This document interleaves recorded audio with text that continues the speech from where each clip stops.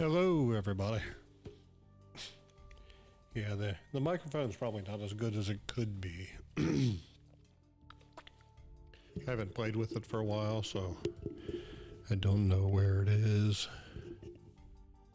when it comes to best quality audio. Audio. Yeah, it's probably best around this side, so hope everybody's doing well. And stuff. I got my background music. I haven't done this in a while. It's been a while since I've been on this Rodecaster board. I plan on getting it together with a group of friends of mine. Bring that down. And doing more here to get some kind of podcast of some kind together. I think it'd be fun. Even if it doesn't pick up traction or whatever, it's still just fun to like share among friends. Yeah, and this is what I hate the most is these bouncy headphone cords. They just sort of bounce all over the place and cause all kinds of noise in the background. Yeah, very bad. Don't get the bouncy cords. Get like straight cords.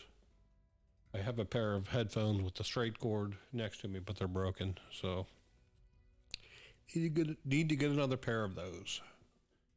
So, yeah, hope everybody's doing well. Crazy world we live in these days. I think I saw on the news earlier some person set themselves on fire in front of the Donald Trump courthouse in New York City, and pretty crazy stuff.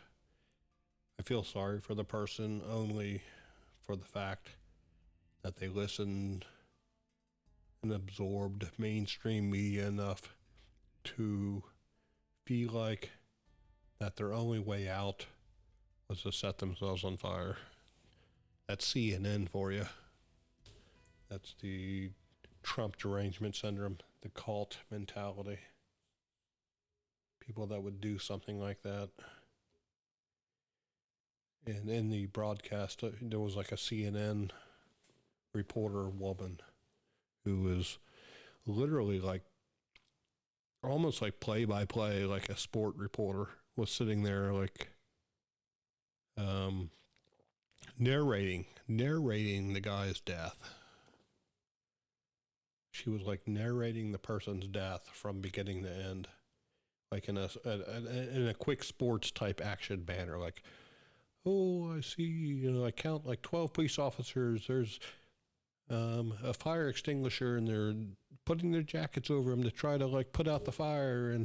And she was just going on like a sportscaster, like a high pace, quick sportscaster, like narrating this person's death that people like her most likely caused in the first place with the lies that they tell about Donald Trump and the MAGA movement and everything. It's really, really sad that they would lie like that to the public, to the vast populace.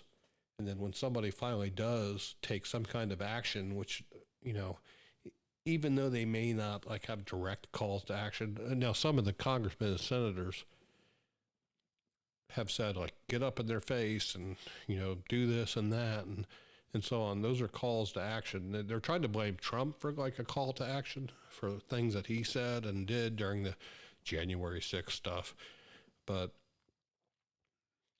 at the same time, they were saying the same type of thing before January 6th, like get up in their face and fight. If they show up in a restaurant, get up in their face and tell them they're not welcome here, and so on and so forth. And then when somebody does it, like this guy did, I don't know if it was today or yesterday or the day before, but when somebody finally does like listen to them and actually take their call to action and sets themselves on fire because of the lies of the mainstream media, that's sad. I mean, the first thought that came to my mind was, hey, that's one less like voter for Biden in the next election. That's how jaded that I've gotten over the past couple of years.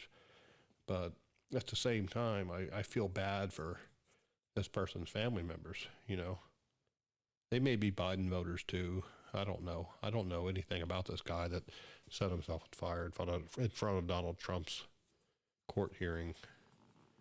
But whether his family like were on the same side or not, I feel bad for them because this person was so indoctrinated by the mainstream media that they literally got a can of gas, a can of fuel, poured it over themselves, lit themselves on fire because of the words and the lies of the mainstream media. And then at the same time, that same mainstream media, that same CNN person was sitting there narrating every step of their self-immolation. Immolation means setting yourself on fire. Immolation.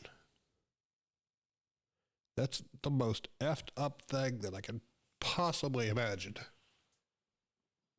I mean, wow. That's the world we live in these days. That's the world we're in.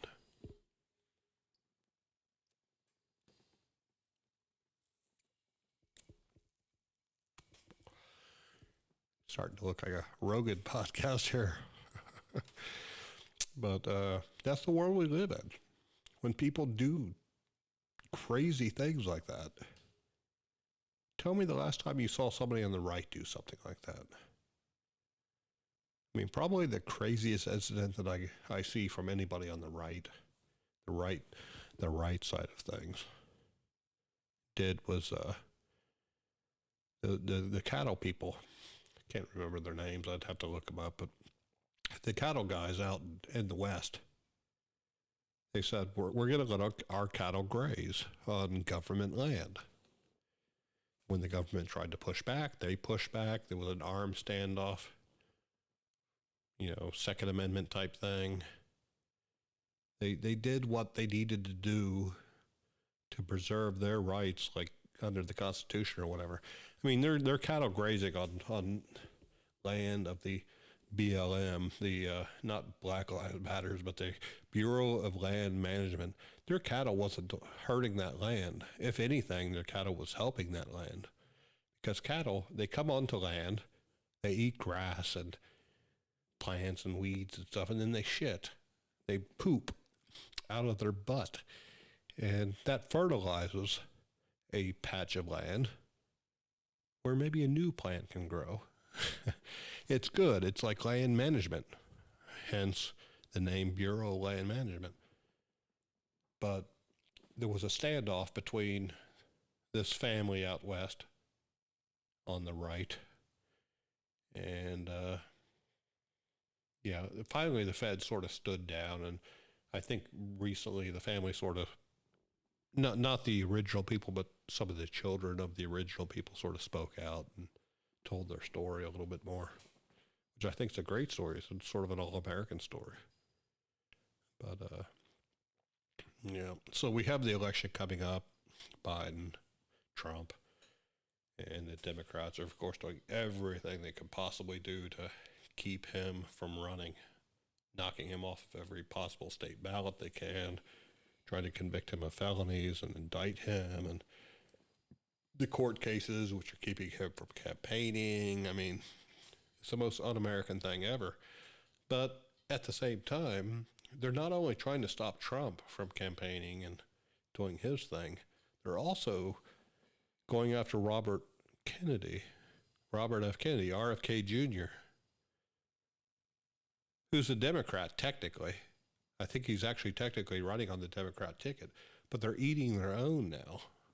There was actually an article that came out like a day or so ago that said Robert F. Kennedy's own family is going to go against him in the upcoming election, and they're going to vote for Biden. They're endorsing Biden.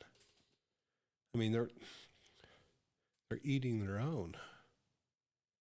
Whatever's left of the Kennedy family on that side of things. I mean, they're so comfortable and just sort of living back and doing their own thing, that they won't even support their own family members. But at the same time, which I read on X, which is the only sort of bastion of free speech left these days, I read on X that Robert F. Kennedy has a lot of his other good family members who are helping him in his own campaign. So they don't talk about that, but they only talk about the family members who are going against him.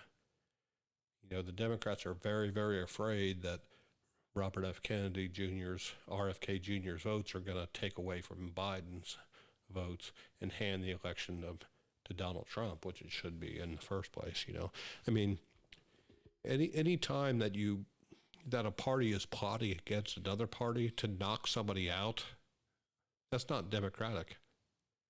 That's a totalitarian. That's dictatorship. That's banana republic type stuff. You know, any candidate who wants to run should be able to run openly and freely. But the DNC, the Democratic National Committee, they're doing everything in their power to knock out Robert F. Kennedy from running on the Democrat ticket so he won't take votes away from Biden. Brain dead Biden, Sleepy Joe. Weekend at Biden's. You know, Biden is not there anymore. If you're still voting for him, if you're like a Biden voter, I feel sorry for you. Biden is not present. He is no longer there. He has been dismissed a long time ago. He's not running the show. If anybody's running the show, it's Barack Obama, Michelle Obama, other former people from the Biden. I'm sorry, the Obama-Biden presidency. A lot of those same advisors are still behind the scenes running the show. And if you don't see that, then you're blind.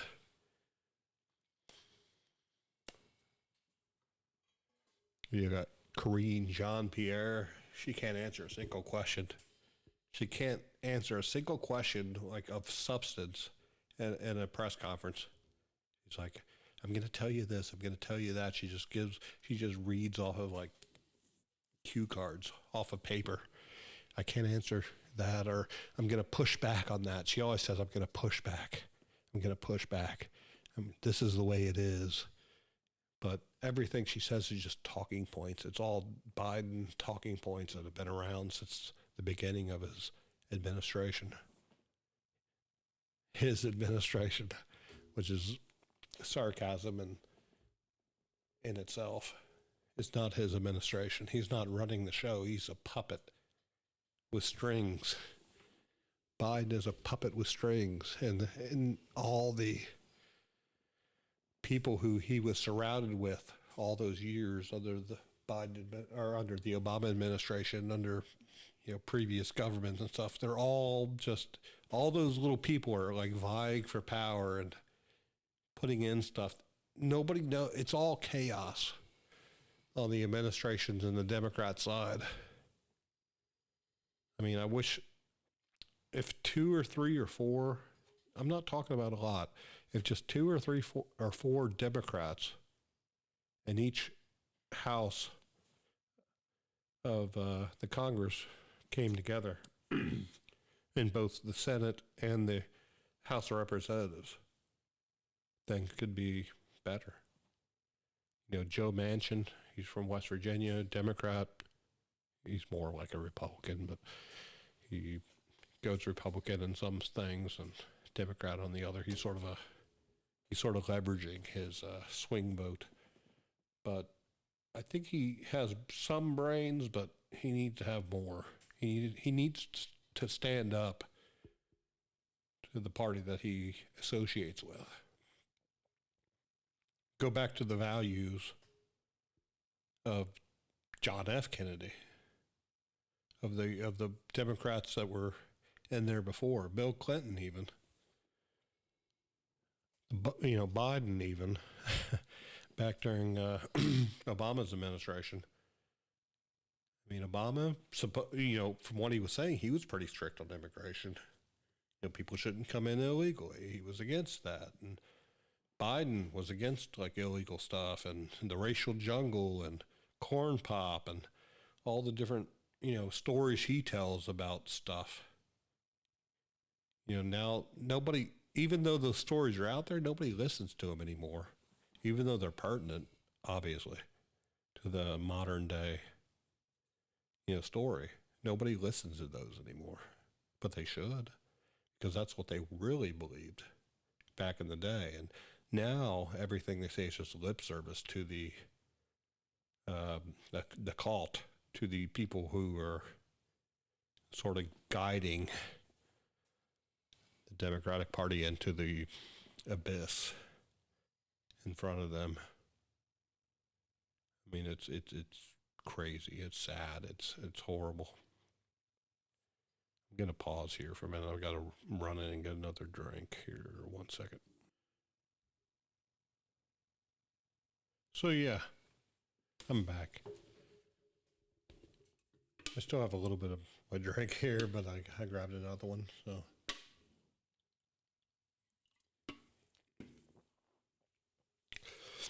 But yeah, the world's just so screwed up, and mainstream media is just full of lies, as usual. Lies, lies upon lies. I mean, the whole Russian-Ukrainian thing, it's all a bunch of lies. The U.S. considered the Ukraine the most corrupt country for many, many, many years, and until they got a government in power that they agreed with and supported. But we all know how corrupt the American government is. So yes, the American government might have agreed with the new government after the previous people were knocked out of office and Zelensky and his henchmen came in there. But now they're just as corrupt as everybody else. I hear stories about how Zelensky's pissed off at the U.S. because Ukraine's no longer in the forefront. Now it's the Israeli, Gaza, Middle East, Iran. Those countries. Those countries are in the forefront now. And Zelensky's back there trying to get as much money as he can out of the U.S. government. While he still can. Thank goodness, and now the Democrats are trying to, the Democrats in the U.S. are trying to say that the Republicans are blocking bills that they're introducing to stop illegal immigration. But they don't tell you why the Republicans are stopping those bills. The reason why is because it's snuck into those bills by the Democrats are amendments and additions that are giving money to the Ukraine to overseas things that we don't agree with. So they're saying, oh, well, the Republicans don't support this bill against illegal immigration. They're bad people. They're not doing what they need to be doing and everything. Why, Democrats? Because you're sneaking stuff in. You're sneaking in. It used to be called like pork barrel funding for things that are not a part of the bill in the first place. What does a bill for more funding to the southern border of the United States, what does that bill have to do with the Ukraine? It doesn't have anything to do with it. So that's why the Republicans are voting against it. The Margaret Taylor Greens and all the other, patriotic, good senators and representatives who are voting against it. I mean, thank goodness for them. I mean, too many Republicans have become complacent and are not doing what they should be doing.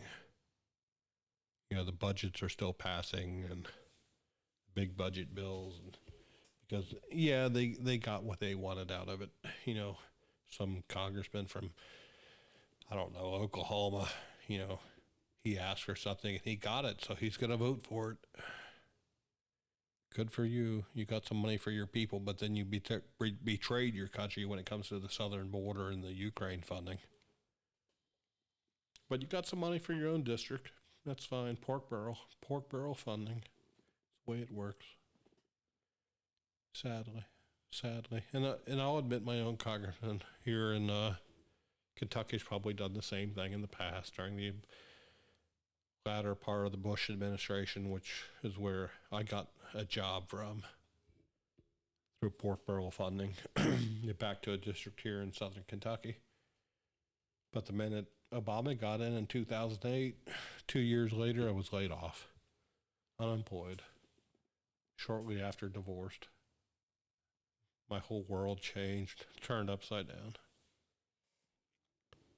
All because of the political division that happens in Congress. Pork barrel funding, pork barrel spending.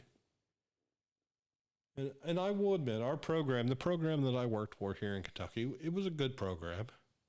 We could have continued under the Obama administration. We could have continued and done good work. Now, the particular part of the program that my ex-wife worked for, she went on. She did well. She's still working in good areas. She might have switched companies once or twice, but she's still doing fine. I left that world, back when it first happened, probably, I guess it's 2024. So I left that world back in early 2010. I worked for that company from like early 2006 to early 2010. So about 4 years. I did my work there for a government contract for FEMA. We did a lot of good stuff for the National Incident Management System and different programs, different, EAS, emergency alert systems, so many keywords, IPAWS and IPAWS, different national level exercises, NLE 2006, 7, 8, 9, 10, 11, whatever. We did good stuff there. Really good work trying to help FEMA. But even FEMA's become sort of defunct over the years. After Hurricane Katrina, different disasters across the country, in between Katrina and now, you have the Lahaina, Hawaii fire. That was pretty much, it was covered, but it wasn't really covered. And then in the aftermath, all the residents were like pushed out, couldn't come back in. You can't come back in. There's like 2,000 kids missing in Lahaina. They tried to say the house was burned down, the kids were at home, yada, yada, yada. But there's like thousands of people missing. The fire obliterated the whole town. I've been to Lahaina twice. I will admit that town, in the town proper, if you go down into Lahaina, it was very wooden. There was a lot of wood structures, wood stuff. So I will admit that it was like a tinderbox. And then some of the more modern buildings and stuff were constructed better, and they were more fireproof, and they may have survived. I'm not going to get into the conspiracy that like directed energy weapons like were shot down from space and like burned down certain houses, but houses with like blue roofs or whatever on it like survived. There's a lot of conspiracy about Lahaina, but I'm not going to entertain that because I've been there. And I know most of that town was wood, dry wood. And on that side of the island, they got a little bit of rain every day, but it was a very dry place. So not going to entertain that. But at the same time, the Obama administration, I keep saying that, Obama, the Biden administration could have done more. The entire town burnt down. Thousands of people, if you believe the story, I'm not going to get too much into the conspiracy of what happened to the children that were left at home and burned alive in their homes. I think it's probably has to do with child trafficking.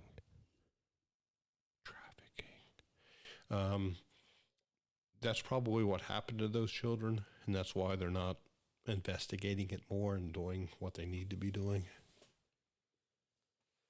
to solve the problem. So, yeah, they got like $700 in assistance, and that was it, as far as I've heard. Whereas the Ukrainian, the Mexicans, the immigrants in New York and everywhere else, they're getting debit cards and free housing and put up in 5-star hotels in the city and stuff, while not only veterans and homeless people in the cities are suffering and being pushed back to help the immigrants.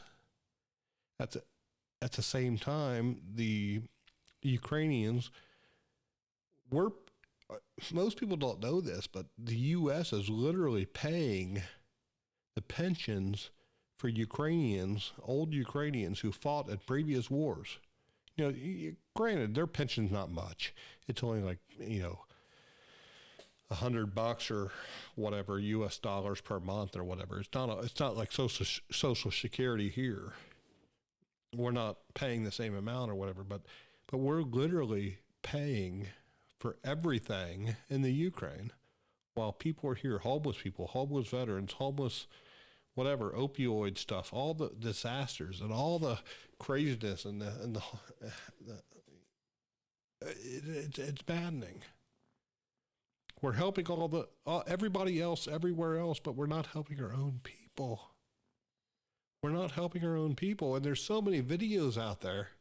You know, James Klug and, you know, Ben Shapiro, all the different people on the right, they're going out there and they're talking to people on the street. There's some kid, he's probably 19, 20, 21 years old, Nick Shirley, I think. He's going and literally interviewing illegals. He keeps it pretty straight. He's not telling them what to say, but he asks, like, why are you here, to the immigrants coming in across the border? He's like, oh, we're here because Biden said we should come. You know, and then he asked, like, what do you think of Biden? He's like, oh, he's a very good man. He told us to come and he's helping us out and everything. The immigrants, the illegal immigrants, are telling the truth. That's what they were told.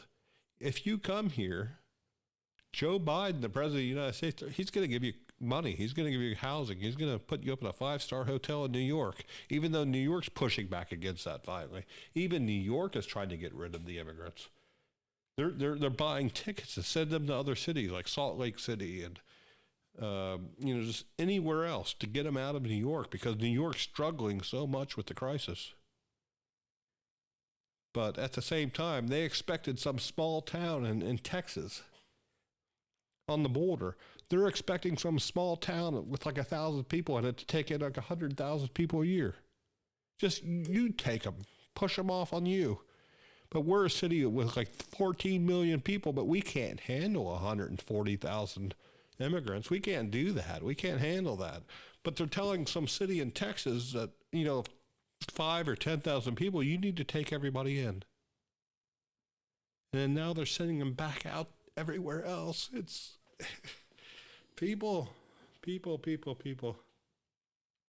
Wake up. Wake up. Biden is absent.